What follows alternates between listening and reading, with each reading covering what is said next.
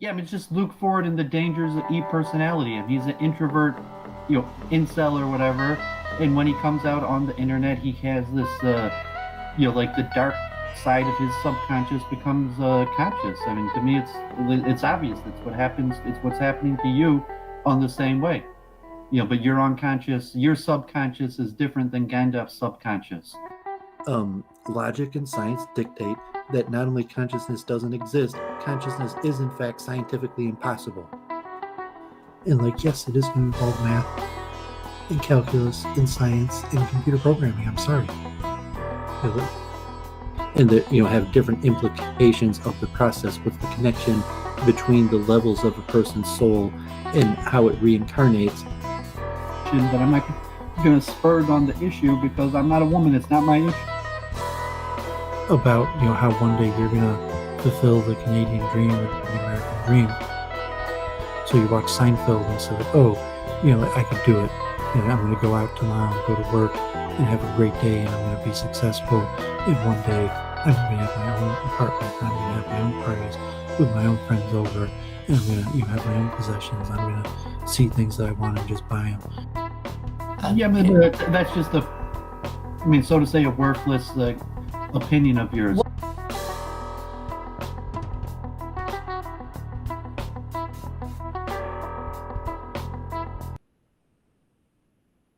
Hello and welcome back, everyone, to Week in Review with the one and only Doooovid. Looking forward to the show tonight with what is sure to be yet another entertaining and informative recounting of the last week's most interesting finds. Over to you, Doooovid, for the introductions. Thank you so much for being with us here this evening. Hey, good to be back. I might go straight into screen share because I already opened up all these links, so I could just share them and get them out of the way. I just had my stream with Charles Moskowitz Thursday. The guy appeared on Right Reaction with our House of Commons with Ralph this week also, although it was nothing major. And so that was all of my streaming. And Jennifer had a big debate on Week in Review, so I actually have a lot of links related to some of the stuff they talked about. It took me in a new direction in my research, so hopefully that'll be interesting. I guess some beef drama on Politically Provoked. God forbid there was that synagogue hostage situation yesterday, so see what there's to talk about, who's in the audience, who wants to come on. We could talk, you'll probably spend the whole night just talking about theology and the science of biology. But see if anyone from the Politically Provoked sphere comes on, or if anyone is interested in, God forbid, that hostage situation. That, thank God, the hostages, none of them were injured, or any of the other topics. But if the screen share is working, here you just Politically Provoked finally got axed from YouTube. I guess they're going to keep going, but YouTube finally kicked him down, which isn't surprising. Because your terms of service, racism, the big no-no, and but you see they got Wednesday night they're interviewing Eric Stryker, kind of you'll see the programming, but Jennifer didn't want to join their Discord, and so they keep on getting shut down, and so they're shut down from YouTube. So is my screen share working? Yeah, I'm just concerned that you're going to get this channel in trouble. I mean, that channel's gone down as it's kind of like, I don't know. I can pin your presentation. I just don't want to, what I mean. I don't want to bring heat on the channel. Oh, no, I don't think that. I mean, that's likely. I mean, it's in the terms of service are pretty clear, just showing they got taken off of YouTube. But yeah, it's always good to be careful. So here was a random video I saw about ancient Rome, and the question about, I guess, what was the relationships of blacks and Africans in ancient Rome. And it's unclear. Like there was certainly knowledge about blacks, how people differentiated, was there racism back then, and he concludes that there were some racists back then also, but it wasn't necessarily as a rule, and Mediterranean, and just how people viewed race and language back then. So just random. This was an interesting channel. I found it had one video on Detroit and like a younger rap scene, a revived rap scene. And I looked; they had these kind of what do you call them, unauthorized documentary. So not unauthorized, but I get think unauthorized means not like copyright violation, but where they made a documentary without actually the permission of or the endorsement of the person they made the documentary of. And it had a bunch of musicians like the Rolling Stones, the Beastie Boys, DJs, interesting stuff. The one of the Rolling Stones had some interesting, kind of concepts on the change in the music, from the Beatles after the hippie era, and kind of the idealism to the crash of the idealism that the Beatles broke up, and kind of how the Rolling Stones switched to new era, and even bands like the Who, and they had a lot of rap and pop culture, Public Enemy, and various things. I watched a few of these videos. Maybe we'll talk about that more. The change from like the '60s to the '70s in the British U.S. Music scene, and the connection between culture and music.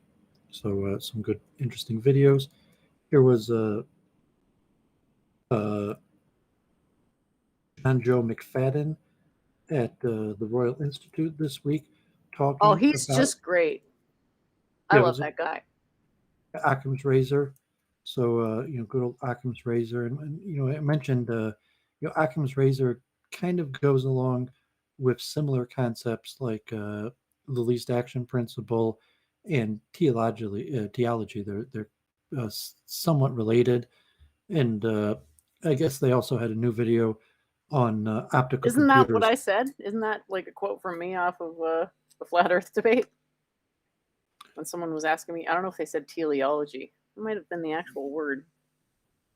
Well, I mean, that was your one Monday on biology of theology. I mean, the least action principle, you mentioned the flat Earth, but I'm not sure no one clipped you. What you weren't impactful enough that someone made a clip of that debate that I saw. In the Royal Society had another lecture on optical computers, future of computing. I guess using light like fiber optics instead of electrical signals, and I guess they do have some devices like that already. So interesting lecture. So yeah, I did a lot of research after Jennifer's debate on modern day debate.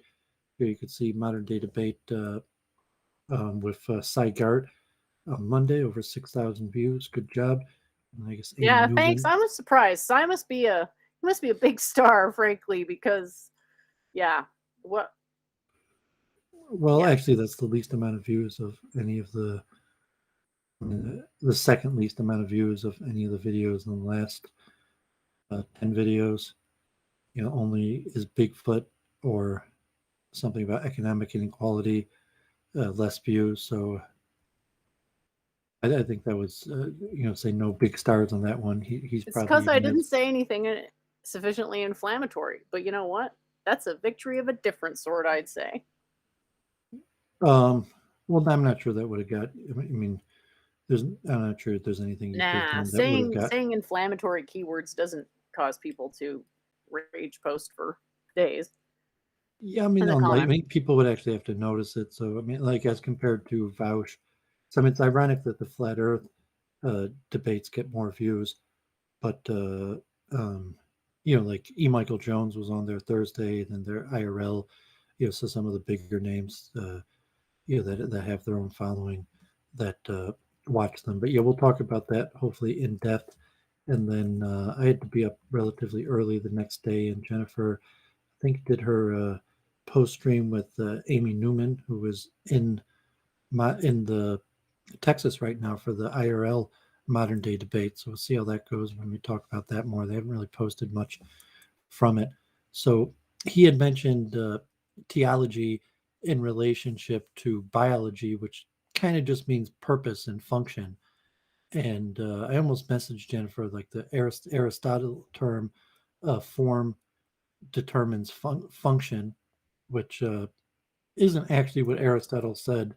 It's usually how I quote Aristotle. There's a school of architecture called form follows function, and that became architectural school of making buildings more functional. Ugly.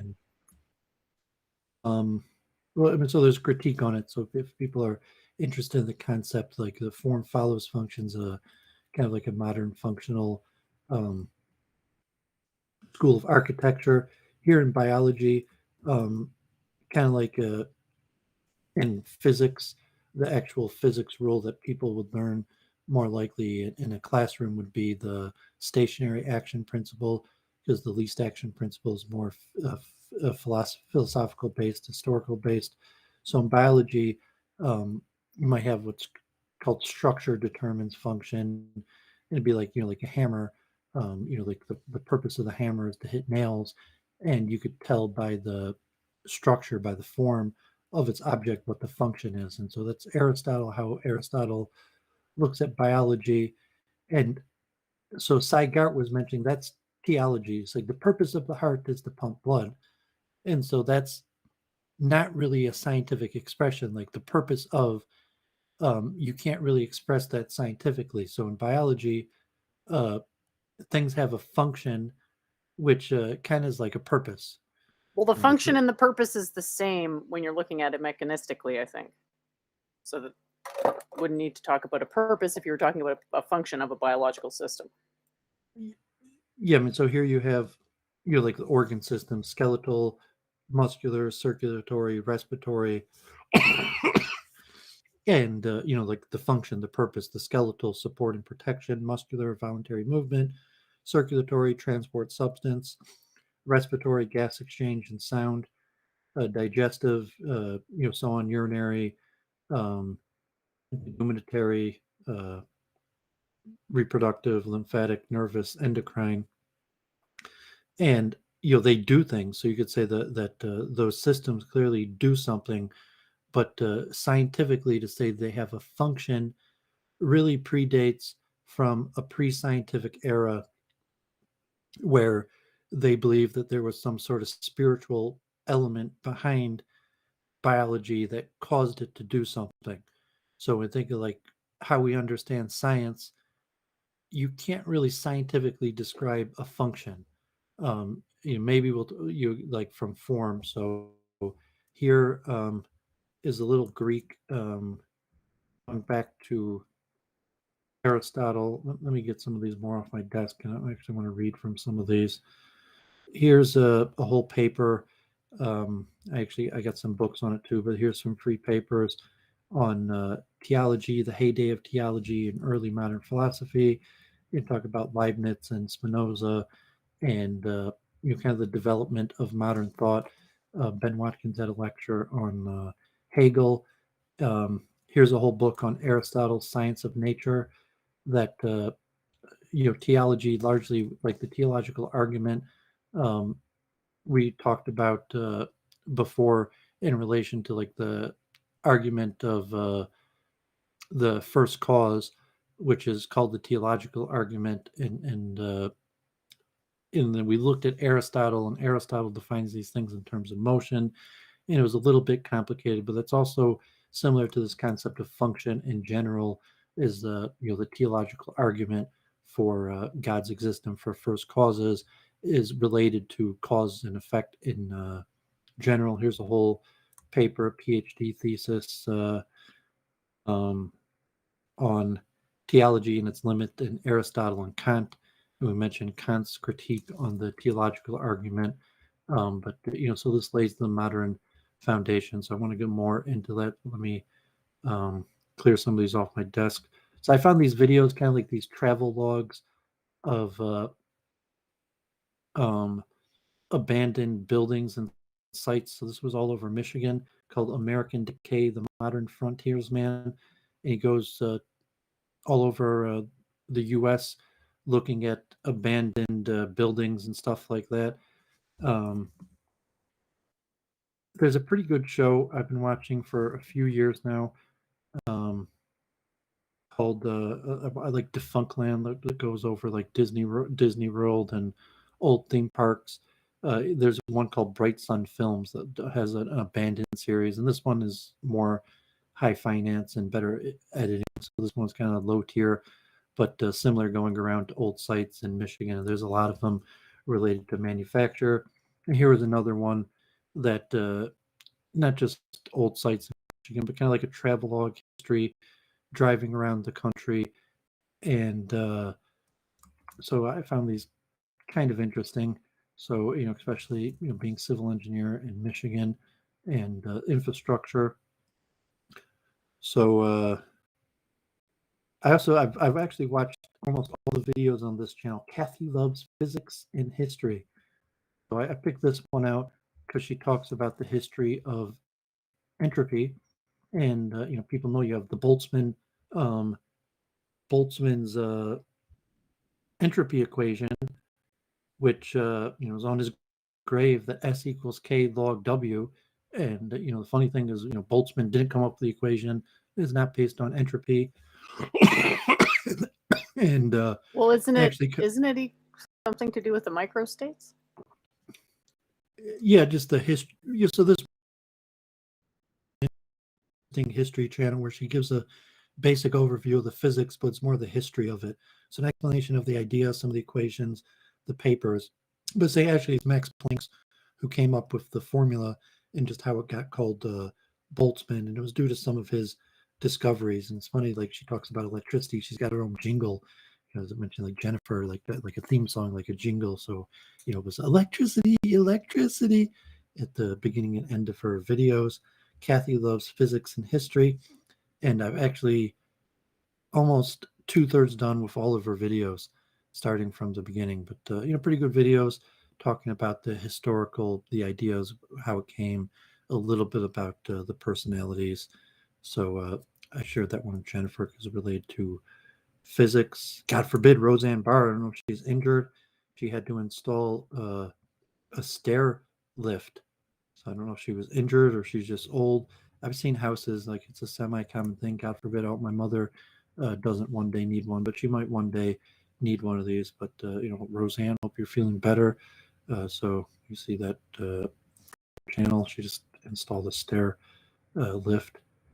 This course I started listening, is not that good. The Yale School of Divinity had 2 courses, one on the history and early modern Christianity, Reformation to Enlightenment, one on the Hebrew Bible.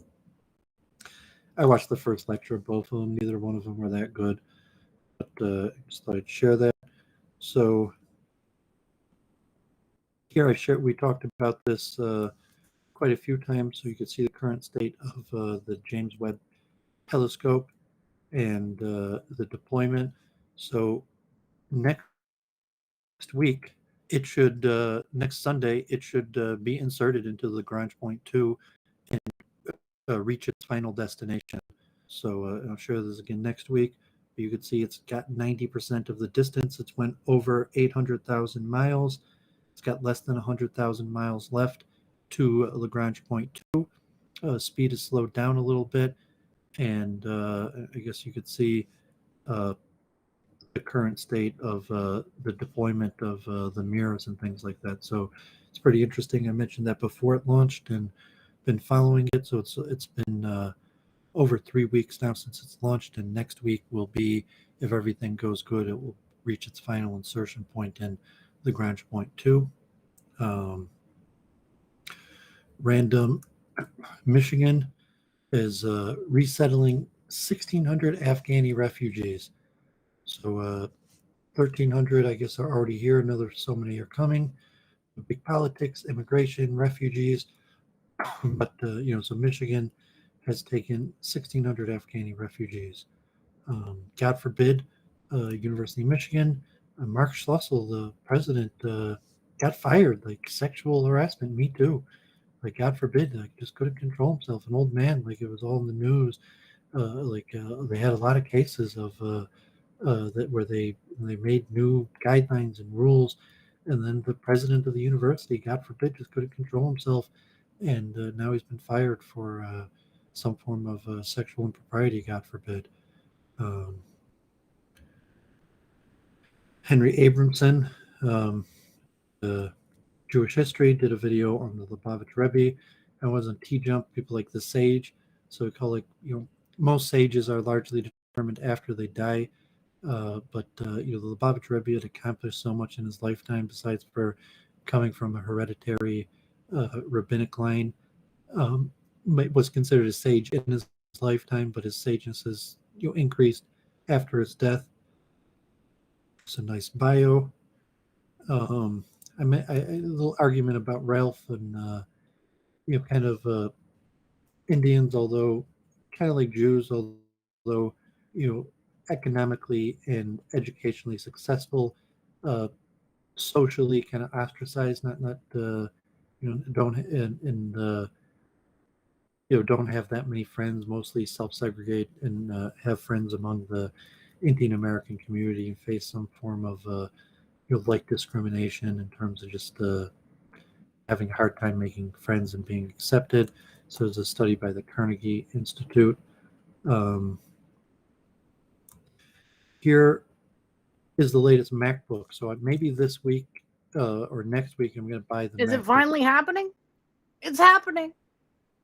If it's available, like it might. So I thought they have the MacBook Pro and then they have the MacBook Max. And so the MacBook Max has up to 32 gigabytes of RAM and more potential, but it's like $3,500 as opposed to the M1 Pro is $2,500, $2,700 with 1 terabyte. So I'll probably get the 1 terabyte version, but it doesn't look like I need the Max in terms like Jennifer's computer speed or whatever. But the difference between the Pro and the Max doesn't seem to be that big or needed for my needs. So I probably won't spend the extra $700 to get the Max chip, and I'll just get the M1 Pro. So it's possible I'll get it this week. So if anyone is a Mac expert or anyone in the audience has the new M1 Pro, we'll talk about that. God forbid, my old landlord. So I see, his daughter was in the news, and I guess she's in Lakewood, and she also does like a Jewish community liaison. And I mentioned, God forbid, like on Charles Moskowitz, that Me Too story where this rabbi's popular children's book account author, and he committed suicide. One of the women who accused him committed suicide. So she was telling her followers to write books to the library in New Jersey and try to get these books removed. So this is one of kind of the critics of the Jewish community. He's got a blog, Rise Up Ocean County, and so I thought that he was talking about Mein Kampf being banned, but he was talking about this rabbi's books being banned. And so it reminded me because I saw this is my old landlord's, his daughter became somewhat of a popular community liaison. And so he was mentioning she's telling to get this rabbi's books banned from the library, but not Mein Kampf. So I had a roommate then who had a copy of Mein Kampf, and it was kind of like a big deal. Like he'd come into my apartment, or people, God forbid, very Orthodox Jews, most of them descended from Holocaust survivors, and they'd see Mein Kampf. And I had a pretty big library, but like they'd see it on the shelf, and like how people wanted to tear the book up or just cause a lot of grief. But the landlord, he was somewhat more liberal, I guess, in terms of knowledge and dealing with anti-Semitism. So I guess now his daughter is one of the community leaders dealing with anti-Semitism. So I saw this and made me think of that, because like the tens of conversations I had with Hasidic Jews when they saw that I had a copy on Mein Kampf, and it actually wasn't mine; it was one of my roommates. But saying like you're better off reading it. You should know what our opponents think, and rather than censoring it or whatever. So my landlord, who I guess didn't favor censorship, and now his daughter is a big community leader. So I still have the stuff on theology. So let me do a quick chant and song. So I did so many Hebrew songs, like I could do repeats, but I basically went through like over 100 of them, and I could probably still keep going on new ones that I haven't done yet, but then I have to go back and try to remember which ones I didn't do, or just to do ones I hadn't done yet or repeats. So I've been doing kind of classical songs that I thought had a positive message. I was talking about like the switch from the Beatles to the Rolling Stones, the 60s to the 70s, where you had more idealistic music in the God Word podcast. Um, and so have you heard of a band Supertramp? You know the Logical song? Yep, You do know this song? I think so. I think there Yeah, was this a song. remake made of it by Scooter, I think, right?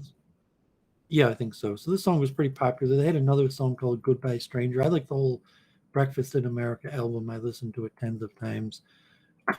And I was looking at the writer of the song, and he said it was kind of his journey growing up and going to a boarding school. So I thought this song was, it's pretty lyrical, it's pretty famous still till today, over 40 years later, and kind of just a positive message and kind of based on existential philosophy. When I was young, it seemed that life was so wonderful, a miracle. Oh, it was beautiful, magical. And all the birds in the trees, well, they'd be singing so happily, oh, joyfully, playfully watching me. But then they sent me away to teach me how to be sensible, logical, oh, responsible, practical. And they showed me a world where I could be so dependable, oh, clinical, oh, intellectual, cynical. But at night, when all the world's asleep, the questions run so deep for such a simple man. Won't you please, please tell me what we've learned? I know it sounds absurd. Please tell me who I am. So it goes on. I mean, that song is a saxophone, um, but just kind of like positivistic storyline, musical, hero's journey type, anti-hero maybe, journey. So had that song in my mind today. So I thought, still have some beneficial thing to do a chant, even if I, can't keep on coming up with new spiritual chants to do 137 episodes in. You still have the spirit of the chants going full steam ahead. I support it. You recognize that song? Oh, definitely. Both versions of it. Okay. Well, you didn't recognize last week. I think the song Alan Parsons' "Eye in the Sky" is actually even more popular than that one, and you didn't recognize that. But okay. I just really have like specific taste in music, so I know that song because it's a Scooter song, and I'm a fan of that band. I don't think I'd even heard of Scooter, but when I looked it up, I saw that it had been remade by Scooter. It could almost be like an ancient Greek song. Like the lyrics are almost generic. Like it could have been like a poem from ancient Greece or something like that. That's still popular today. Yeah, you think it has that tragic vibe to it? Tragic / comedy vibe to it? That balance that you were describing a couple months ago? Well, it's the hero's journey, but it doesn't have the the anti-hero, just that being taken out and giving new wisdom. But at this point, there's just existential angst without an answer. So as opposed to be giving some sort of prophecy or wisdom to come back and change society, you're just left with the existential angst of not knowing. I remember like listening to that song when I was young, and even pretty young, like elementary school, and it was kind of just positivistic maybe not positivistic, so it's not like a happy ending song, but the type PG type song that doesn't really exist anymore. Times have changed. Maybe society music has to match the times. The band has quite a few interesting songs. Goodbye Stranger was always one of my favorite. Maybe we'll do that one next week. Give a little bit. Child of Vision. And I saw they're still alive. Like the guy Hodges is still touring. He's in his 70s. I saw that they, still did a world tour. So that music's really lasted. Okay, so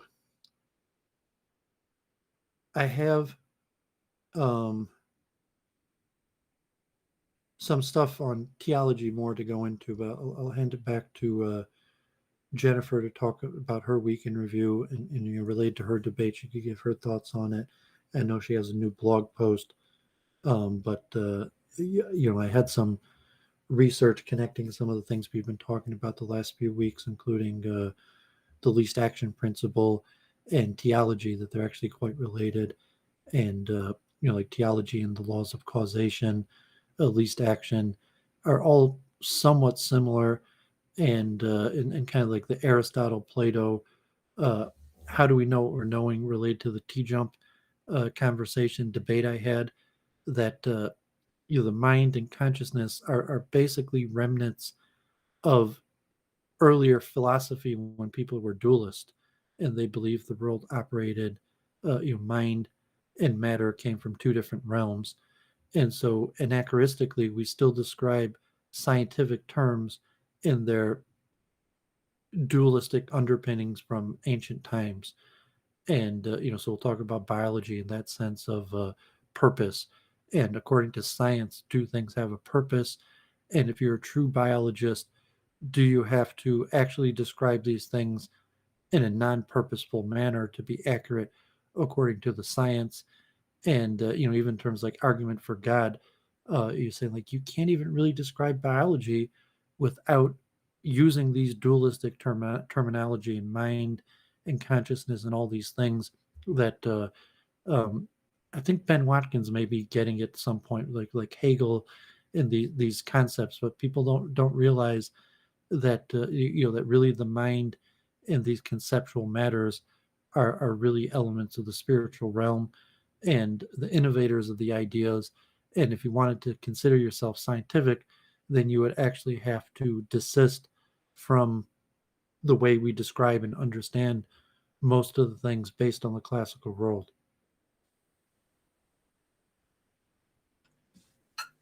What would you say you mean when you say classical world? Is it a mindset? Or is it a set of years? The sort of Roman Catholic Empire? Yeah, I mean ancient Greece and Rome. Although really going right up into the Enlightenment, that the majority of great minds were dualists till even 100 years ago. Even some of the earlier neuroscientists, going back like less than 100 years ago, were dualists. Even the creators of quantum theory, the physicists of less than 100 years ago, were dualists. And like the Michelson Morley and the ether, that's already in the late 1800s. But so like dualism was the mainstay of all science till 150 years ago, even till like 75 years ago. But the classical world, saying that almost all of these ideas have their first go with the Greeks and are talked about by Aristotle and Plato. So almost any of these classical, any of these philosophical concepts, mind and even scientific history, you could start with Aristotle, because Aristotle was so versatile and wrote so much literature that probably like 75% of all knowledge today in terms of like philosophy and science has its precursors in the Greeks, Plato and Aristotle. Yeah. They're two different worldviews. Well, they're similar, but I mean, they're opposing schools. Like obviously, Plato was Aristotle's teacher. and so they're opposing schools, but there's still um, some people argue whether both Plato and Aristotle are both dualistic, but relative to the modern world, Plato and Aristotle are much closer together, and then to truly try to understand how did Aristotle and Plato see things, how did the ancients see it, versus just a recognition of our understanding of concepts today, even the words we use or how we understand concepts, specifically biology. In this concept I've mentioned, form determines function. That I have more stuff to go over that we'll hopefully talk about more. Um, but you can even the least action principle, the law of causation. Um, you really got their foundation in ancient Greece and Aristotle, and haven't changed that much since. I suppose you could argue Archimedes was doing some kind of least action principle analysis, the idea of water finding its level. Yeah, so if you actually want to read their But I mean, literature, historically, least action principle, just to be clear, I don't think that phrasing came up till much later, like within the last 400 years. yeah, I mean, The the ancient idea Greeks would evolved. not have agreed that they were practicing the least action principle in their Yeah, theories, even if they were. mentioned that. I mean, we went over that 2 weeks ago with Snell's law and Fermat and Descartes. That it's about 400 years ago where the least action principle comes into fruition, largely with light refraction and Snell's law. But then to actually becoming scientific, and that the least action principle is basically canonized into Newtonian physics and calculus with Lagrange and Hamilton, and in the planetary motion and the basis for Newton's laws of motion. That the least action principle is canonized in it, and all physics today basically includes the canonization of the least action principle. You can't have modern physics without the least action principle. Um, and so that's not how the ancients understood it. They had a similar type idea that evolved, and even like light refraction. It wasn't until Snell's law and then the advent of calculus till the least action principle could really be understood. And we talked about light until they understood the wave nature of light, that the least action principle had a more philosophical, dualistic precursors in the ancient world to it being mathematized from from Descartes to Newton to Hamilton, Lagrange, into quantum mechanics. It's fascinating stuff to think about. I'm glad you're into it too, because this following the evolution of thought over that time period is fascinating, to go from what it would have been like in ancient Greece, because they didn't have any notion of the periodic table. That came out with Mendeleev. Obviously, they knew elements to some extent, but as a Well, I mean, table, they did in some. I mean, they say that the Platonic solids and the four natures of earth, wind, fire, and water are the precursors to the periodic table, and really the periodic table is just a grouping and template that is probably like 90% in line with the basis and Democritus and the atom and various things. But you had later discoveries. I But really don't think you can argue that. They had no semblance of a centralized knowledge table like that. They had 5 or 6 elements, as far as I understand. Yeah, but I'm saying the periodic table, the elements are based off of building blocks, and those building blocks change form, and so that is similar to the Platonic solids. So that It's not, though, the because there's precursor. only so many Platonic solids. Like, there's way less fundamental Platonic solids than there are elements. See, I mean, the problem, like T-Jump is saying, is you haven't read the classics, and the fact is it is, and the people who came up with these theories wrote about it, and they said that it is.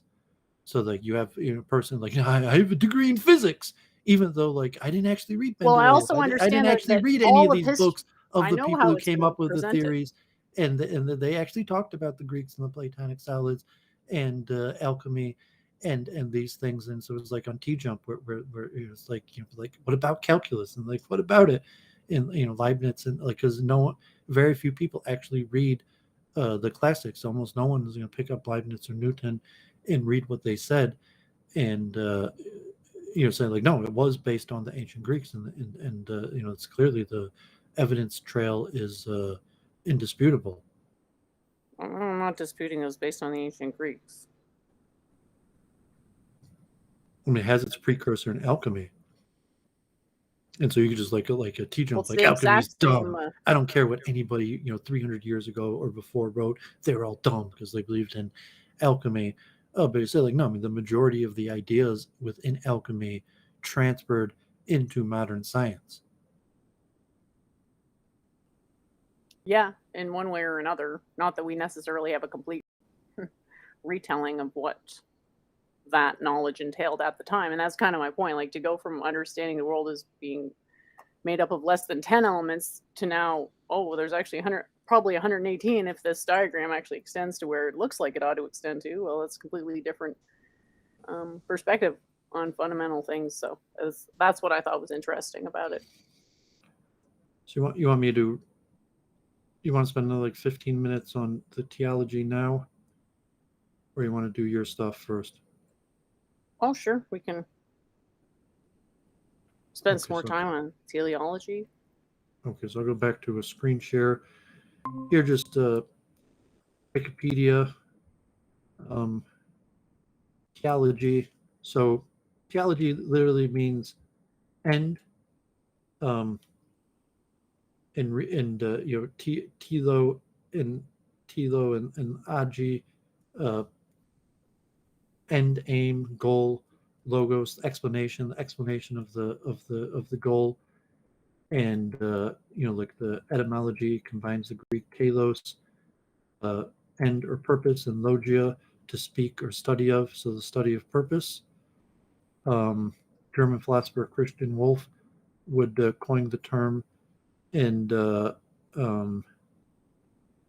Wolff was a contemporary in between Leibniz and Kant. And so in Plato, Socrates argues that the true explanations of any given physical phenomenon must be teleological. He bemoans those who fail to distinguish between a thing's necessary and sufficient causes, which he identifies respectively as material and final causes. So here's a quote from Plato in the Phaedo. Imagine not being able to distinguish the real cause from that without which the cause would not be able to act as a cause. It is what the majority appear to do. Like people groping in the dark, they call it a cause, thus giving a name that does not belong to it. That is why why one man surrounds the earth with a vortex to make the heavens keep it in place. Another man, the air support it like wide lid, as for their capacity of being in the best place they could be at this very time. They do not look for, nor do they believe it, to have any divine force, but they believe they will some time discover a stronger and more immortal atlas to hold everything together more, and they do not believe that the true good and binding binds holds them together. So it's related to the theological argument, which is the first cause for God. So Socrates here argues that while the materials that compose a body are necessary conditions for its moving or acting in a certain way, they nevertheless cannot be sufficient condition for its moving or acting as it does. So this comes to the argument for the spiritual realm, or for the first cause, which is related to the theological argument. So Aristotle argued that Democritus was wrong in attempting to reduce all things to mere necessity, because doing so neglects the aim, order, and final cause, which would bring about these necessary conditions.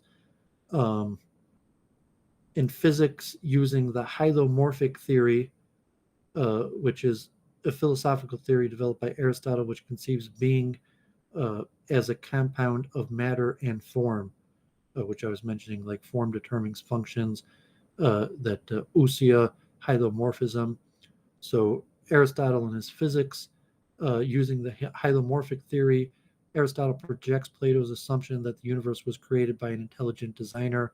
For Aristotle, natural ends are produced by nature's principle of change internal to living things, and nature, as Aristotle argued, do not deliberate. These Platonic and Aristotle arguments ran counter to those presented by Democritus and Lucretian, both supporters of now what's called accidentalism. So I mean, Aristotle and Plato aren't the only Greek philosophers, but just because they were really encyclopedic in what they talked about. And then Hegel. So Ben Watkins had, I saw this week, a lecture on Hegel on a channel. Is kind of interesting. So Hegel, historically, theology may be identified with the philosophical traditions of Aristotelianism. The rationale of theology was explained by Immanuel Kant in his Critique of Judgment and made central to speculative history by Hegel. Hegel proposed an idealistic history of our species, which some consider to be at variance with Darwin. Marx and Engels repudiated the idealism while maintaining the theology in a dialectic of materialism. So this dialectic of materialism is a philosophy of science, history, and nature developed in Europe based on the writings of Marx and Engels that possibly became the mainstream. They employed what is now called the analytic philosophy, the point of departure being not formal logic and scientific fact, but identity or objective spirit in Hegel's terminology. Individual human consciousness is the process of reaching for autonomy and freedom, has no choice but to deal with the obvious reality of the collective identities that divide the human race and set different groups in violent conflict with each other. Hegel conceived of the totality of a mutually antagonistic worldviews and life forms in history as being God-driven, oriented towards an endpoint in history. So it goes on, and biology, be related, but so Plato has these concepts of forms, where theology means saying the purpose of something is driven by the spiritual nature of something and having a form, and the form determining the function is an element of the material realm. The form is an element of the spiritual realm, and the ultimate purpose of the thing is related to the spiritual identity of the thing. Some Aristotelian scholars try to interpret this in a purely material nature, in that form determines function is a purely material phenomenon, in that form is a material substance. But that's even a dispute among Aristotelian scholars. And things like geometry, from a Platonic view, generally the geometry of an object and even its form in that aspect is actually a spiritual function of the object, not a material function of the object. So do you have any comment on that? It's a lot to take in at once. I mean, let me just think about it a little bit more and then I'll get back to you. Okay, so there's a little more. So let me just give a little bit more definitions of potentiality and actuality, which kind of goes into Aristotle and the teleological argument and these ideas of motion. In philosophy, potentiality and actuality is a pair of closely connected principles which Aristotle used to analyze motion, causality, ethics, and physiology in his Physics, Metaphysics, Nicomachean Ethics, and De Anima. The concept of potentiality in this context generally refers to any possibility that a thing can be said to have. Aristotle did not consider all possibilities the same and emphasized the importance of those that became real of their own accord when conditions are right and nothing stops them. Actuality, in contrast to potentiality, is the motion, change, or activity that represents an exercise or fulfillment of a possibility when a possibility becomes real in the fullest sense. These concepts in modified forms remain very important into the Middle Ages, influencing the development of medieval theology. In several ways, in modern times, the dichotomy has gradually lost importance as understanding of nature and deity have changed. However, the terminology has been adapted to new uses, most obvious in words like energy and dynamic. These words were first used in modern physics by the German scientist and philosopher Gottfried Wilhelm Leibniz. which is related to like potential and energy and the conservation of energy, and also this concept of entelechy. Well, the idea is that the actuality is the derivative and the potentiality is the function. Yeah, so the inherent nature of the item has both. And so, if, like a Platonic view, if the form has the potentiality within it, that because like the form determines function, that because it has a form, it could have a function, the actuality from the potential, but um, and so say that I guess I'm more Platonic and dualistic, and says that the form is not a material descriptor of the object, but a spiritual descriptor of the object. And you're saying, like I keep on repeating, that geometry is actually a spiritual, not a material phenomenon. I mean, Jennifer might diverge on that. But let me just read a little. Wait a minute. I thought we diverged on it in the sense that you didn't think that souls admitted a geometric decomposition. Well, I mean, that's the nature of the soul. So that I said that geometry is a spiritual phenomenon, not a material phenomenon, and they were talking about the nature of the soul, if the soul even is bound by geometry. So I mean, just because geometry is a function of the spiritual realm, doesn't, the soul being a function of the spiritual realm doesn't necessarily mean that it's bound by the rules of geometry. I mean, saying material items are bound by the spiritual reality of geometry, but the soul as a spiritual phenomenon is not necessarily bound by the laws of geometry, if that makes sense. And then it's something spiritual that causes laws of geometry? Or is that material? Well, I mean, the soul isn't the cause of geometry. I'm not talking about the soul. I said that geometry has a spiritual cause. I'm asking if that's how you see it. Yeah, I'm saying that geometry is a spiritual phenomenon that has causes in the material realms. Any form that we recognize, the even a geometric form like perfect circles or geometric shapes don't exist in the material realm. They exist. That geometry is a perception of the mind, not a material reality. And so us doing math is what? Us sort of aspiring to something we can never quite get to? But being sort of at the boundary of it? No, because it's a function of the mind, and the mind is a function of the spiritual realm. Well, so what are we doing when we're doing math? Is what I'm saying. Well, I'm saying the me and you that aren't our bodies but are our souls are doing math, and so because the essential me and you don't exist in the material realm and in the spiritual realm, so we're just we reside in the world of ideas. So when we talk and when you work within the world of ideas, that's the essential nature of the of who we are, that our essential identity in the spiritual world, the world of ideas. Interesting. I didn't actually know you felt like that. It's pretty complicated. Yeah, I think teleology there. I Good think thing we're talking about teleology today, because that's a complicated one.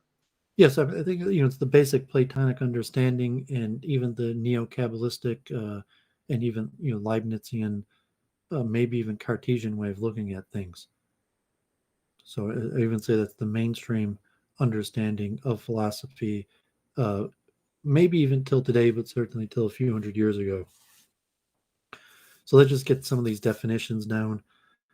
So potentiality, the translation of Greek word duminus, this refers especially to the way the word is used by Aristotle as a concept contrasting with actuality. The Latin translation of duminus is potentia, which is the root of the word potential. Dunamis is an ordinary Greek word for possibility or capability. Depending on context, it could be translated as potency, potential, capacity, ability, power, capability, strength, possibility, force. Also the root of dynamic, dynamite, dynamo. And Aristotle distinguishes two meanings of the word dunamis. According to his understanding of nature, there's both a weak sense of potential, meaning simply the something might chance to happen or not to happen, and a stronger sense to indicate how something could be done well. For example, sometimes we say that those who can merely take a walk or speak without doing it as well as they intended cannot speak or walk. The stronger sense is mainly said of potential or living things, although it is also sometimes used for things like musical instruments. Um, Aristotle clearly distinguishes things that are stable or persistent with their own strong natural tendency to a specific type of change from things that appear to occur by chance. He treats these as having a different or more real existence. And so actuality often translate both energeia and intelligeia.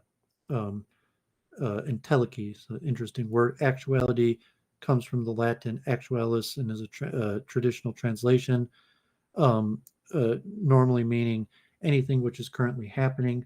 These two words, energy and telekia, were coined by Aristotle as he stated that their meanings were intended to converge. In practice, most commentators and translators consider the two words to be interchangeable. They both refer to something being uh, its own type of action or work, as all things are when they are real in the fullest sense and not just potentially real. For example, to be a rock is to strain to be at the center of the universe and thus to be in motion unless constrained otherwise. So energia, based on the word ergon, meaning work, is the source of the modern word energy, but the term has evolved so much over the course of the history of science that reference to the modern term is not very helpful in understanding the original as used by Aristotle. It's difficult to translate the use of energia into English with consistency. Uh, Sachs renders the phrase being at work and says we might construct the word is at workness from Anglo-Saxon roots to translate energy into English. Aristotle says that the word can be made clear by looking at examples rather than trying to find a definition. Two examples in Aristotle's work are pleasure and happiness. Eudaimonia, pleasure is an energeia of the human body and mind, whereas happiness is more simple, simply the energy of a human uh, being. Kinesis, translating as movement, in some context, change is also explained as Aristotle's particular type of energy. And entelechy in Greek was coined by Aristotle. Um, the word complete, full grown, um,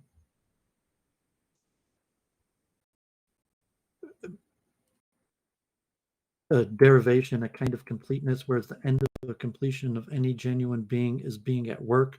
The entelecheia is a continuous being at work with sometimes something is doing its complete work. For this reason, the meaning of the two words converge. And sometimes entelechy could also mean like the full potential, just based on the root word. Like entelechy means like to be like a flow state, a full state of working. So, just interesting some of these Aristotelian precursors. Here's from the Stanford Encyclopedia, um, form versus matter. So, just because it's important to read a little bit more of this. Aristotle famously contends that every physical object is a compound of matter and form. This doctrine has been dubbed hylomorphism, uh, the Greek word for matter and form. Highly influential development of medieval philosophy, Aristotle's hylomorphism also enjoyed something of a renaissance in contemporary metaphysics. While the basic idea of hylomorphism is easy to grasp, much remains unclear beneath the surface. Aristotle introduces matter and form in the physics to account for changes in the natural world, where he is particularly interested in explaining how substances come into existence, even though, as he maintains, there's no generation ex nihilo, that is, nothing comes from nothing. In this connection, he develops a general hylomorphic framework, which he extends by putting it to work in a variety of contexts. For example, he deploys it in his metaphysics, where he argues that form is what unifies some matter into a single object. The compound of two he appeals to in his De Anima by treating soul and body as a special case of form and matter, and by analyzing perception and the reaction of form without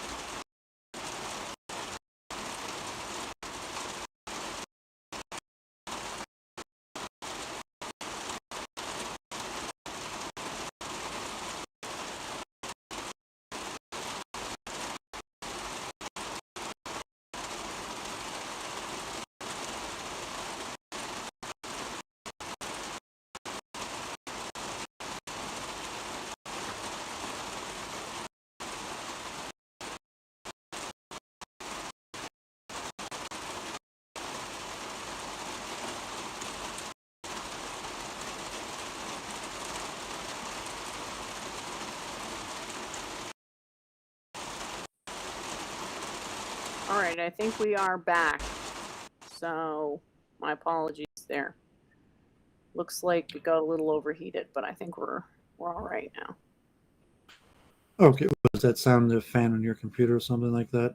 No, it was a video that I made of some rain falling, just in case there was some sort of an emergency, so I could. All right, so it looks like we've got audio, but we don't have video yet. Okay, so I'm going to read here from the Stanford Encyclopedia of Philosophy on theology and biology. This one, I'm just going to buy myself a new computer, so it won't have any of these issues. um,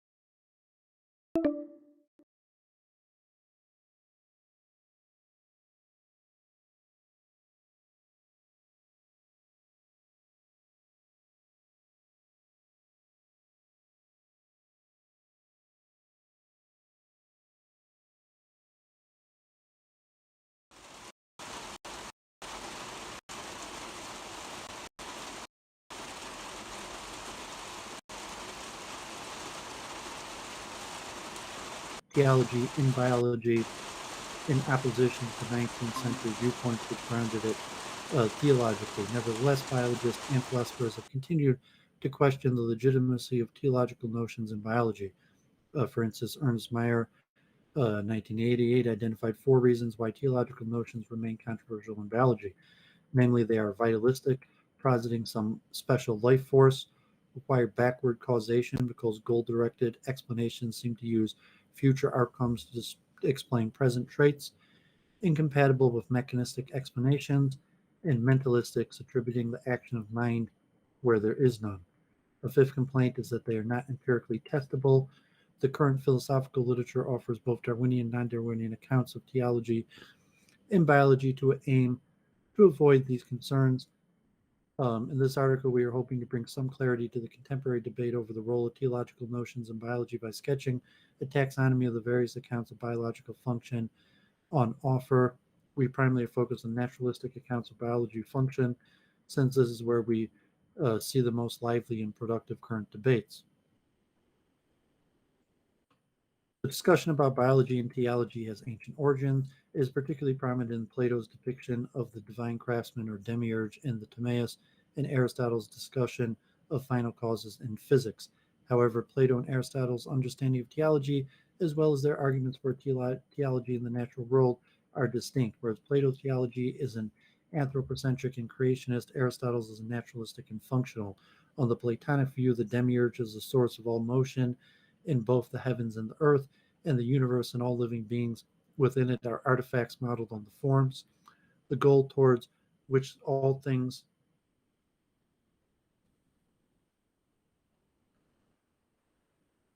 including living beings are directed is the external and eternal good of the forms. In contrast to Aristotelian view, the theological that directs the behavior of living beings You're is not screen immanent. sharing anymore.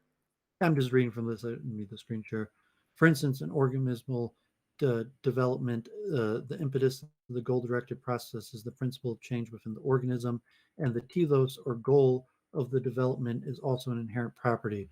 Although often conflated, the views of Plato and Aristotle in theology have been influential in historic debates on biological theology, and one can find Platonic and Aristotelian ideas in the current debate on biological functions.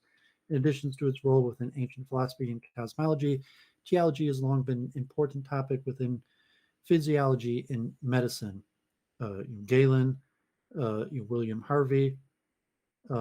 So Immanuel Kant's analysis of theology and the critique of judgment also played an influential role in biology. According to Kant, humans inevitably understand living things as if they are theological systems. However, in Kant's view, the theology we see in the natural world is only apparent. It is a product of our limited cognitive faculties. But in addition, according to Kant, there is a certain non-machine-like character of organisms evident in their ability to grow and reproduce, that leads to a type of mechanical inexplicability. So this goes on. The 18th and 19th century, the status of theology and biology was also contested as part of the vitalist mechanistic debate in physiology and medicine. Whereas mechanists sought to describe all living things in purely mechanical terms, vitalists argued that physical properties alone could not explain the goal-directed organization of living things. They claimed that vital forces were also necessary to explain the difference between physical and living systems, although they fell out of favor. Some vitalist accounts persisted through the 20th century, for instance, Henry Bergson.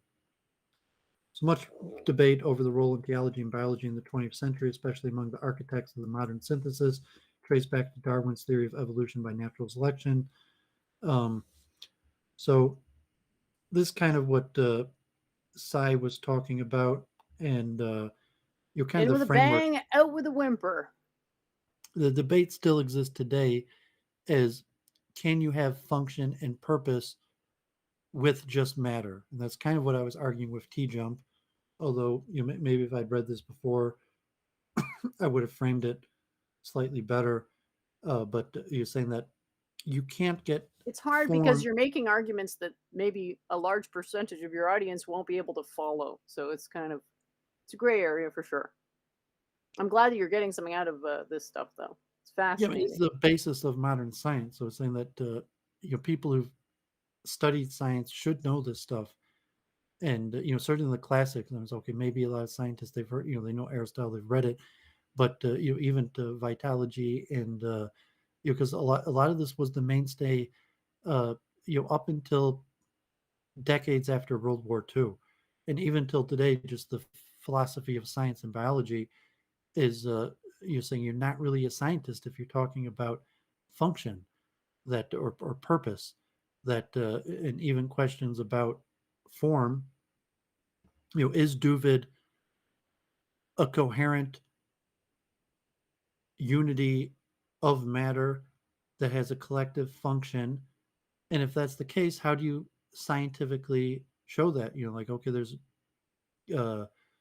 large Maybe you amounts of can't. Maybe yeah. you So can't. yeah, I mean, so that Doovid is still basically a Platonic dualist, and saying like the Doovid that holds the matter together is not a function of the material realm, and just to push it on somebody, say you can't actually explain these things in materialistic terms. And so people who actually understand science and the philosophy of science would usually admit this. I think you can. It's just impractical to do so. It's just like, what does it look like to give a materialistic answer for everything? Is it a satisfying and compelling answer? Well, let's have a look. What does it mean, form? Exactly. You have to define it in relation to something that's less abstract, because in a way, form, I don't want to say it's too abstract to define, but it does sort of verge on, seems to verge on that. Because it doesn't mean geometry, right? Because if form meant geometry, they'd just be the same word. Well, there's a dispute among the ancients. I'm just saying, but the ancients said it was a spiritual wisdom that they were talking about. So you're just saying you're going to take this ancient wisdom that claimed it was spiritual and say, well, they were right about the wisdom of like geometry and form, but they were wrong, and that it's really a material phenomenon. And say, well, you didn't actually derive it from the material; you just stole it from the mystics, and are misappropriating it. And so, if you're going to do that, you should give credit to the spiritual realm. And if you're not going to, then you're stuck having to derive it from materialistic means. And then it's a question of whether that's even possible. Yeah, which was the juxt of my debate with T-Jump, and saying that we maybe have this is why the materialists are becoming increasingly unhinged, is because they've realized that their position is not reasonable. Well, because as a materialist, you don't get to use mind. That's why I kept on saying like T-Jump. We're arguing about whether mind comes from material or nature. So it's a circular where he's assuming that he could use the mind and that the mind comes from the material, when that was the juxt of what we were arguing about, was the origin of mind. Yeah. I think the weakness of it seems to be, well, what causes the brain? And then basically the answer is evolution, which is kind of like, that's not really an answer. I mean, it's only an answer in a very vague way if you don't care at all about an answer that's actually complete. What is that really saying? Kind of like saying, poof, magically, the brain has this axis of symmetry. So I'd say that's the weakest thing. They're saying, like, well, we know so much about matter that we could describe everything with matter, but don't even know enough about matter to recognize an axis of symmetry. It's like, what do you think it means to have a material solution to the mental processes? It doesn't mean that you deny consciousness. It means that now everything happening in consciousness has a mechanical explanation that is undeniable. That was more towards the audience than you. I've had a really great week, though, in terms of idea development. Yeah, me too. So I just wanted to share that. So went relatively long, but hopefully it's worthwhile, and I think it's related to Well, we can probably. still keep going on the very same subject. I mean, pretty much the subject is the development of understanding of consciousness throughout history to now, and hopefully get a better version now than we've ever had in history. I mean, not just So if you want consciousness. to do your week in review, or share your article, or talk about your debate or anything else, you might as well do that now, and then see from there. I just happened to find this image that I thought was neat. It's turns out I'm not the first one to think about hyperbolic apples. So this is not quite the same as the hyperbolic figure eight, not complement, and I think maybe it's not as easy to visualize these things as I'm estimating it to be. So there's a bunch of stuff, and one of the most hilarious BTFOs that I had in a while is the realization that emptiness technology and ether is essentially the same thing, just with different applications. So I'm going to have a field day with that one. But yeah, I wanted to, I suppose, talk about the evolution debate first. Did you want to talk about that, or do you want me to go blab a bit about my stuff? I don't want to bore you. We talk about. I mean, what I said in theology was in response to your debate. I mean, it wasn't really a debate. I mean, you gave an introduction, and I think that part really threw me off because there was nothing that I could. I mean, I could have gone against his position, but it felt like if anything I could imagine as a possible objection to his position would break the flow of the conversation, which would somehow make it just worse. Yeah, I mean, why don't you cover your week in review? Because I was telling Jennifer in your private message that you could have just had these conversations like on Week in Review, or private conversations. Like, there wasn't necessarily an added benefit to talking with Seigart on modern day debate, as opposed to just reached out to him and asked him to come on Week in Review, or for a conversation. And so it's on modern day debate. It's booked for a certain way of an audience, and so generally the audience is pretty unfriendly and not really helping advancing the ideas. So the performance level of what did it mean that it was on modern day debate? What was the value proposition? Even are you even gaining further audience, or was the audience just to hit 1,000 subs so you could get monetized, or the benefits of having 1,000 subs? Just public education and infotainment. That's what I'm going to say. That's my 100%. Minimize the harm and also do infotainment. That's my goal on that channel. Yeah, but I was saying in terms of advancing ideas, that you could just reach out to someone like Seigart and let's talk about ideas. Where that's the same thing if you were. We should actually do a separate show on your channel of the three of us talking about his self-referential DNA thing, because that would, and apparently didn't get much interest within his community, probably because the physics was not. Well, people in the community weren't at a point where they could understand the physics or see the point of it. And we could actually go into that. Might be fun. Yeah, or you have to reevaluate your e-personality to if we can review, or having guests just to talk to people. And I've kind of been chiding Jennifer that she's not really nice enough to make guests want to come on and talk about these things, and you have to consider the value proposition for why for these conversations, as opposed to just going on some other venue that has a completely different value proposition that maybe doesn't match either person's. But yes, I mean, besides for like a few interesting things like what he mentioned about theology, I didn't get much out of your modern day debate appearance. It wasn't really a good debate or even a proper debate, and ended up kind of just being a discussion.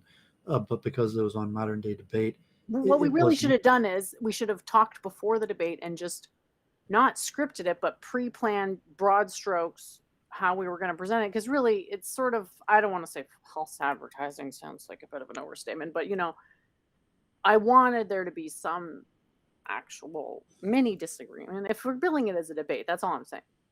I'm not disappointed or anything. I felt a little weird about that. Like there really didn't seem to be any contention.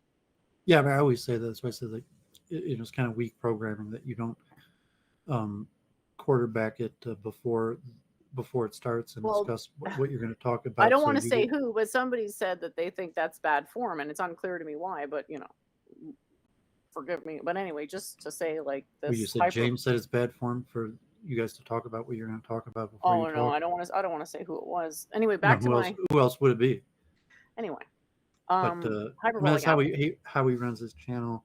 I mean, they got their live event going right now, and I don't really learn anything from that. It's not even that entertaining.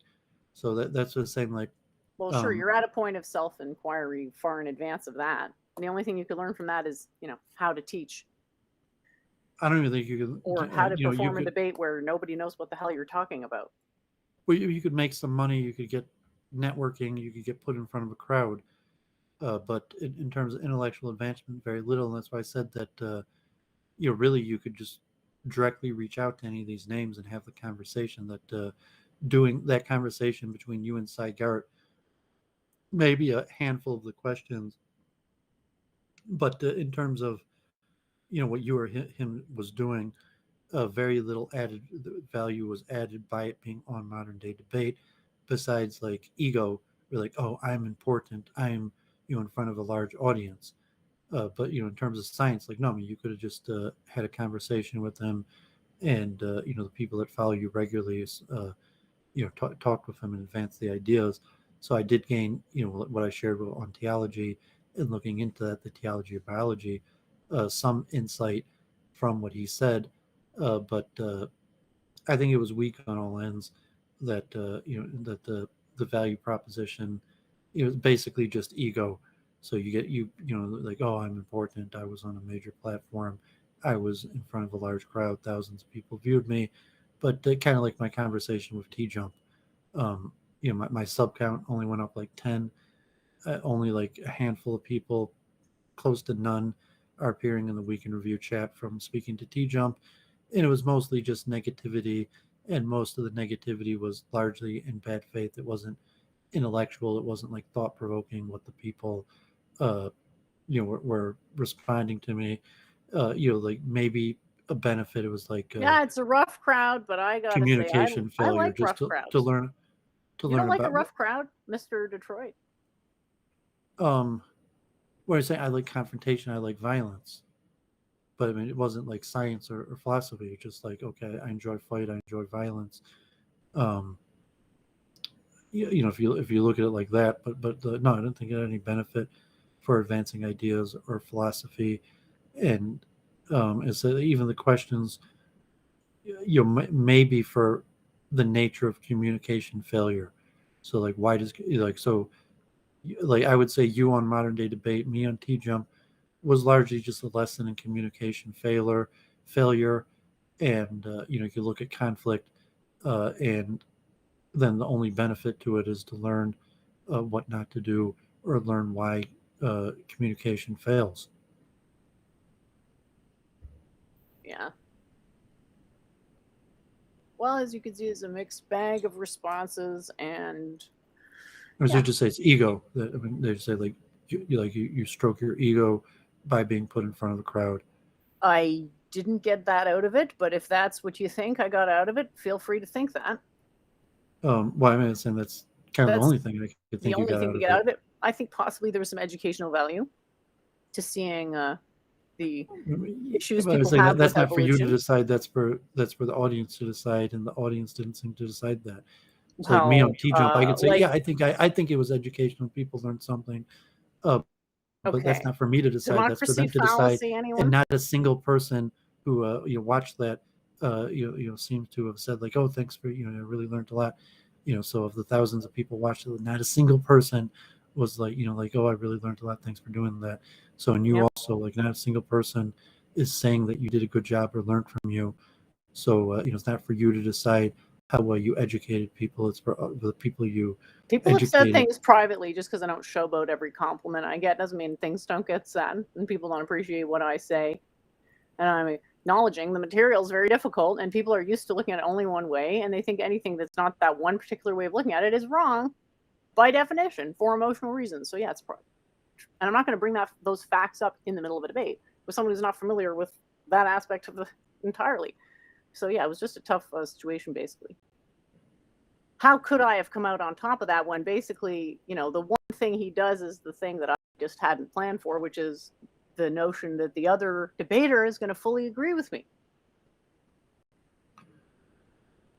I mean, this was his ego. Did you think It that's feels possible? good to be invited. It feels good to be accepted. And they say, what does it mean to be invited or accepted? Like, oh, I get an invite to speak to someone. I'm going to be on this platform. So it's basically just a stroke of the ego versus like the utility. What was the benefit from it? Well, there wasn't really any benefit. But like it's like okay, but I feel good that these guys invited to a party, even if I didn't go to the party, or you could be a nerd who incel who never gets invited to If you don't parties. think I could get us together debating on whatever it is we were talking about debating all that time ago on modern day debate, we could. It just didn't seem like you wanted to. So Yeah, because I don't think there's any benefit to it. okay, well then, so don't say there's a benefit for ego if you don't even want to go on the show. Well, I was saying that the only benefit would be ego. That is your platform. I was speaking in front of a large crowd. Like I'm a fan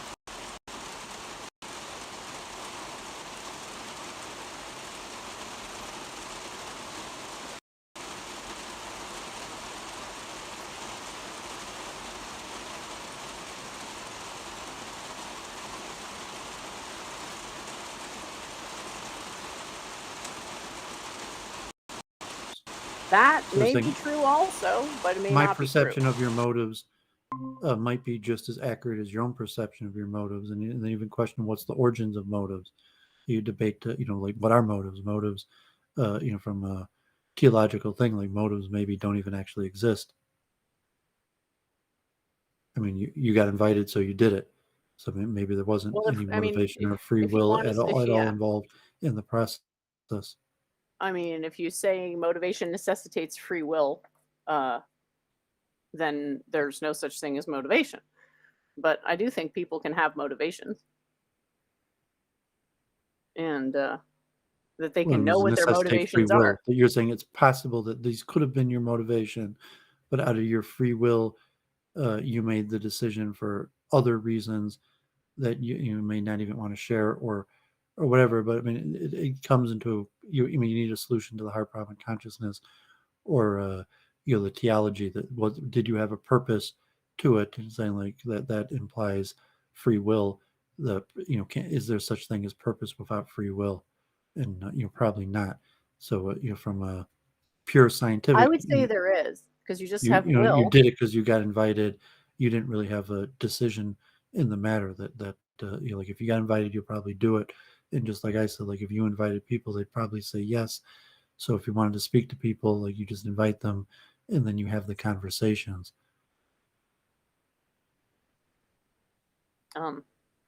Invite people and have conversations. You mean you're saying basically back to the I should have just had Sai on this channel and talked to him here for all the good that MDD did. You may be Yes. right. I mean, it's So your free 5,000 will views. is limited. 5,000 views isn't nothing, and But I'm saying your free will is limited. That your actions were I love debating. catalyzed by exterior force, not an interior force. That your It's a matter of conversation with principle. Saigar was not internally catalyzed by your own personal decision. There was an exterior force of somebody else recommending it that caused it to, the potentiality. So in potentiality, you could talk to anybody, but the actuality of the potential came through a certain venue, and that was an exterior force in the form of James sending an email like, you want to talk with this guy, and you saying yes. Yep. So I mean, maybe you had no free will in the matter, and your motivation, just whatever. He asked you, you said yes. So what was the motivation of why you said yes is hypothetical. Duty. Well, I mean, it's hypothetical. You're just saying that he asked you, you said yes. Well, I can Could tell have you that said, my motive for doing it. You don't have to believe me, but the answer is duty. well, and then that's kind of like a fallacy to say, no, I don't think you even know your own motive. You're Well, saying you're saying like that you're saying a priori people can't know their own motives. I'm saying that's probably you true can in the have an case of most observer people, of that your they don't know mind. fuck all about their motives, but that doesn't preclude knowing your motives. Well, no, I'm saying you have an observer of your mind, and your mind will include your motivation, but you don't know your motives. You just know that your mind observed itself, and what your mind observed appeared to be your motivation, but you don't know your own actual motivations. So, enlightened position, like I don't actually know why I do things. I did observe my mind. An And enlightened person says there's stuff they don't know about their motives. Really? We got a citation on that? Well, I think you don't know the origins of your motives. You don't have a consistent. You can't speak to the nature of my mental experiences. You can speak to I can your own speak to mental the experience. universal nature of mind. No, you can't. You can Yes, I try, can. but you The might be universal wrong. nature of mind, and we don't know the origin of motivation. Well, you don't. It is known and has been known for a while, though. You're saying you know that because you know your own motivation, or you're saying you know that because you ascribe to a Because school. I don't deny history and what's known by the Because you sages. ascribe to a His school motivation that is fully defines these transcended things. by the sages, and denying So you that is don't know insane. your own motivations because I would you never know your deny that it's possible motivations. to know what your You know your motivations are. motivations because you ascribe to a school that defines these things. Of course, how else does anyone come to know anything?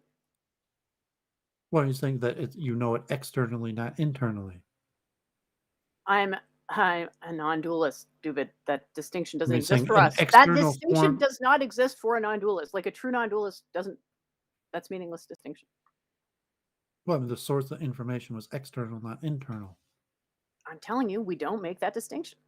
I'm saying Every who's the single we? distinction, the non-dualists. If we're going to talk about internal and external, it's relative to some construct that doesn't exist on the fundamental level because we're non-dualists.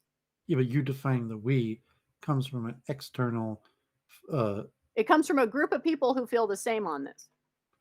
Yeah, which is how you came to that information is external. You learn it from an external source that you from. Sure, whatever you need to tell yourself, man. I'm saying this is just definitional. So But it's what I say learning this constantly about stuff, the meditation. The first thing is to create an observer of your own mind, and to say, like, what are the origins of motivations? Can you control motivations? Is there multiple motivations? Do motivations change? And is it like a memory that you say, okay, I was observing my mind and I had a bunch of motivations and a bunch of voices in my head, and those changed, varying over time. But that actually made the decision when James messaged you and you said and sent a message back and said yes.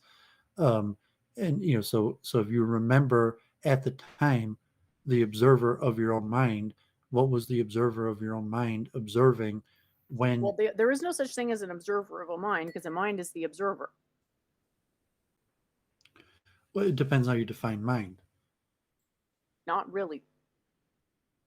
And someone was asking in the chat before about the brain being physical. Of course, the brain is physical. The brain is the physical correlate of the mind. The question we're trying to answer is, how do we account for the fact that the brain has an axis of symmetry? Do you know what that means? It means that there's a line or a plane that you can bisect the brain with and say, well, this side is almost the same as that side. They're not identical, but they have a pattern, which is a very near planar axis of symmetry. Plane of symmetry, I don't exactly know what it's called. Plus, they have a fractal structure as well, self-similarity, which is some type of ordering principle as well. The people who say that the mind arises from the brain can't account for the arising of the brain. How does this? And then I asked someone the other day, they said evolution. Is that a compelling answer? No, it's not, because it's not actually saying, it's not really saying anything. It's like inflation with Big Bang. It's like, well, why did this happen? Well, because of inflation. Okay, well, what's that? Well, it's inflation. It's like, okay, see you later. Yeah, but you could you don't need to know the origins of a phenomenon. You say it's a What? you're Well, I saying think people will, the yeah, you brain do is a need to know current that. phenomenon, whatever its origin is. So I even if say its disagree. origin is unknown, says If I I'm a don't know the non-dualist, origin, I but there's a obviously disagree with that. well, it doesn't matter. It's saying that you could like any phenomenon, this is a current state, and its origin is unknown, uncertain, but you could still know about the current phenomenon or the object in question, even without knowing its origins. Depends what you mean by no. I mean, like the quality. You say, okay, the brain is soft or electric, or the descriptive phenomenon that isn't dependent upon its origin, like my car. You You know want a to lot say stuff doesn't about my depend on the car origin. I'm going to or say my we make computer. decisions based on origin framing, and it's just going to be a disagreement on a semantic level. So I wanted to answer if someone asked me if I think Jesus Christ is historical. It's really unclear what that means because people are always Socratic shuffling around this one and trying to do an Aristotelian alleyway ambush. And I want to know exactly what that means. Like, was there a guy named Yeshua living in Rome 2,000 years ago? Or was there somebody who rose from the dead after being what I don't want to butcher the story here, but everyone knows the revival after 3 days story. So what exactly do we mean when we're talking about historicity of that? Like, are we talking about the historicity of a triumni being? Because Trinity predates Christianity by quite a touch. And in fact, even the notion about eating flesh, that specifically eating flesh to gain superhuman, or not superhuman, but like yogi powers, which is basically superhuman, that was accomplished by flesh eating. So very funny. I definitely believe that entity is real.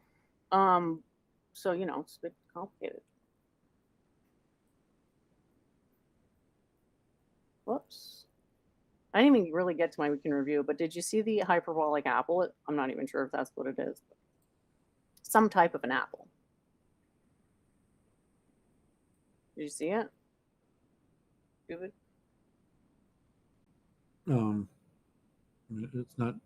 Is not what you're showing on the screen now? Well, it's might be. I just displayed it, but it's the apple, and it's a hyperbola or hyperboloid. I always forget these words, but it's basically a circle rotated about a line, and it's a donut shape. Oh yeah, sorry, a torus. It's a torus, and I was saying, and apparently it's not obvious that the torus is an approximation to the hyperbolic figure eight complement. I don't know if you can see that these two shapes are the same. The only difference is that in the middle of the hyperbolic figure eight complement, it's got this knot in it, whereas the original simpler shape doesn't have a knot. It's usually just connected with a tube.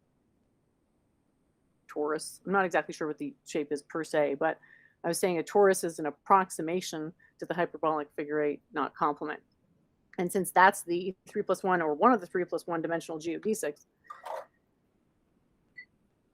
this hyperbola, or sorry, I keep getting the wrong, torus shape keeps coming up in nature because it's a simplification of the hyperbolic figure eight, not complement. That's what I was getting to. Any of that make sense? Or do you see it? It's because it's a three-dimensional visualization thing. Any of that make sense, Doovid? You follow that? Yeah, but you've been saying this for a few months now. I don't know if I exactly put it into those words, though. When I was talking to someone, I thought it was self-evident, and they didn't really understand what I was saying, that one was that the torus is an approximation of the hyperbolic figure eight, as in it's a simpler version of it, because the hyperbolic figure eight has this additional structural complexity of a twisted knot in the center. Anyway, that's all I want to say. So my new article, I had fun writing this. I got inspiration from a Discord group of this. You gonna go over your article? I'm gonna mute myself, and I got a acai berry bowl that I'm gonna eat while you're talking. Sounds good. Yeah, so if anyone wants to throw any questions in the chat that I may have missed, I can check them out. Yeah. I mean, the divine aspect of Jesus isn't relevant. Okay, so what is the claim then? You know? It's unclear what this question is even asking, and why my answer would matter, being as though I am not a Christian. So I've been thinking about this for a while, and my joining a Discord group with someone who is working on this. It looks like they're attempting to code the laws of logic, which is leading to some somewhat challenging effects in the overall coding of the thing. So I'm trying to find that image, but I'm not exactly sure. I think this is it. See if I get lucky here. Oh yeah, so there's this, I guess this is an image simulator, graphical simulator. And this is, I think this is the law of identity or something equivalent to it. It's self-referentiality. Whoa. And it reminds me, I think that I call this the self-referentiality spider. And it's not completely hopeless. And oh yeah, that reminds me of another meme I made this week. I don't know if anyone realized that 0 equals -0, which appears to be a problem. Might be a bit too glaring to wallpaper over that one. Anyway, I don't want to overtask my computer. So I got to thinking, how do we make self-reference, which appears to be kind of tautological, trivial, sort of a aesthetic curiosity rather than a mathematically fundamental identity? How do we get past that idea? How do we get past the sheer abstraction of the tool? So basically did a literature review, which if anyone is an actual scientist knows that doing literature review is part of scientific inquiry. So just seeing how other people have understood these things, and it's a lot there. It's just not quite unified. So this is my attempt to unify it as a metaphysical basis, i.e., pre-physical. That's all I mean when I say that. As in numbers, by my understanding, numbers are already metaphysical because we can't point to physical numbers. You can argue, okay, well, maybe 3 plus 1 is physical, but even that's pushing it. Be the limit, but certainly can't argue that numbers 2, 3, 4, 5 on forever, those aren't real in the same sense that, say, something like matter is real. But we have to use what we can, combination of things that work and things that are intuitive, and finding that balance is a bit needle in haystack-ish, landing a 747 on a dime-ish. So Iron Charioteer says humans created religions. Yes, I'll agree with you on that, but we can't say, well, because this happened with Christianity, every religion is the same level of cynical plotting on behalf of the deep state. It's like, well, you're sort of maybe bathwatering yourself in a sense, because it's saying like, well, religion, which may actually be the only, like, maybe the deciding factor in us achieving civilization. It might be. I'm not saying it is, but religion might be deciding factor in civilization. If we hadn't had religion as good as it was, as intuitive and as, it's not just about it being right, it's about actually wanting to do it. And sort of secret sauce to get people actually on board with the value proposition, like Doowovid keeps always mentioning, because it's so very important. So my value proposition here is basically easier modeling, easier integration of infinity. So what do we have right now? Problems with infinity. We've got a lot of problems. I mean, I've been over this Euclidean thing, which causes your far field effects. It's not far field, sorry, the periphery effects, which you solve by going over to the hyperbolic geometry, blah, blah. Other people are working on this. I don't need to solve that. But this is really about integral infinities and how do we apply infinity to math in such a way that when we go to mix math and physics, that it's not a complete cluster F of dumpster fires. And also why there's a complementariness to using what amounts to a finite amount of information vis-a-vis the measurement limit. So how am I able to make these diagrams? Well, I have this additional piece of information from the measurement limit. I know it's 3 plus 1, so I know I can't go past 4. Why? Because once I do, I know I'm into redundancy territory. Why? Measurement limit is the fundamental, quote, information in the universe.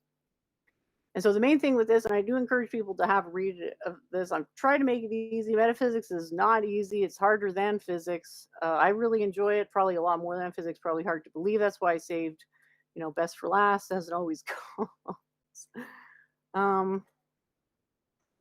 So Daryl asked what my issue with self-reference is. Gee, Daryl, I wonder what my issue with self-reference is, Mr. I defined length as length and didn't think that was absolutely worthless definition. It's all so mysterious. Yeah, self-reference is extremely, extremely hard to talk about. Why? Because it's intuitive. Stuff like consciousness is intuitive, self-references, all these, mind, even something like mind. It's so easy to take stuff that's intuitive for granted that we realize when we go to actually examine our word basis to describe these phenomena we take for granted. Oh, it's empty. Oops. And ideally, you're not midway through debate when this happens to you. Okay, so I'm probably going to have to re-explain this much times. Don't mind doing that. But the main thing to take away is that I'm saying that the set is the same thing as a circle from a mechanical perspective. And by creating the numbers, so if we look in the center column, the set theoretic von Neumann construction, why is this so awesome? Well, in theory, if you go along with all the assumptions you make about numbers, and it's reasonable to make those assumptions because computers are so powerful, they can like brute force the difference if it's wrong to a point. This building up of numbers from primitives that are all the same all the way to whatever you want, because theoretically, if you agree with those math theories, you can build the rationals from the naturals, and then the irrationals can, after a lot of work, come out of other systems that are less, I don't want to say less infinite, but have a different cardinality is how they describe it. So the argument here is that you can go arbitrarily high up to set theoretic. You can count past 3, past 4, obviously, and keep going into other number systems. Whereas with the knot and geometric surface, you have to stop at 4. There's really no reason to go past 4 in any sense, because 4 is 3 plus 1, and that's what the universe allows. So your infinities are fully integrated by the time you get to 4 and the geometric surface and the knot. All 3 plus 1 infinities. But the infinity and the set theoretic side, that you build it up gradually. And so the approach is you can use all 3 together, but each time you make a transformation from one to the other, which I've listed out the operators to do that, and you can see in a later diagram that they actually go between them, especially when you're going between them. Like, you can make those transformations, but you have to justify them. Oh, it's only an approximation. Oh, there's going to be a measurement effect. And basically allowing all the times that your interferometer affects your system to be noted as explicitly as possible by your system by lining it up with what nature actually recognizes as integral infinities or geodesic shapes. Thanks for listening to that rant. I don't know how much more I put in here, but yeah, the self-reference stuff coming out of work on computer simulations was quite interesting. And this is an image that a computer, I'm not exactly sure, rendering an image somehow of what it was compiling. Still need to get more education as to what these images mean per se. All right, so I don't know if there's any questions in the chat. I know Daryl is ranting, but Daryl has some serious perceptual problems where he thinks he knows as much, or actually, it's hilarious, it sounds more than I do. Doooovid, did you have any comments? I don't know if you got a chance to read my article or anything like that. Yeah, I read it when you shared it earlier this week. Well, I'm still eating my acai bowl, so you can keep on rambling. Okay. I found a new interesting website called sciencenews.org, and it had 3 pretty cool articles. Anything that has to do with it, developing understanding of space-time is really exciting to me. I even saw an article yesterday that came from 2013 where someone had speculated that it appeared that time has emerged from space-time. And it's